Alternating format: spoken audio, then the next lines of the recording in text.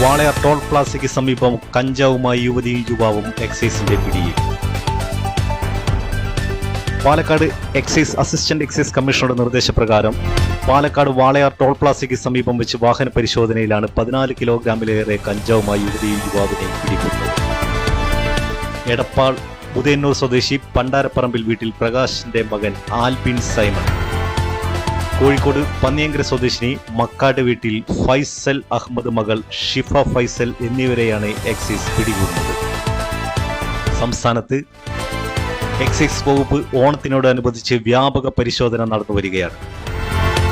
പൊതുജനങ്ങൾക്ക് വകുപ്പുമായി ചേർന്ന് നിന്നുകൊണ്ട് മദ്യം, മയക്കുമരുന്ന് എന്നിവ സംബന്ധിച്ച വിലപ്പെട്ട വിവരം നൽകാവുന്നതാണ്.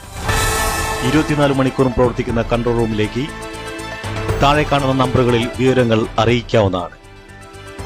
ഇത്തരം വിവരം നൽകുന്നവരുടെ പേര് വിവരങ്ങൾ വളരെ രഹസ്യമായിരിക്കും.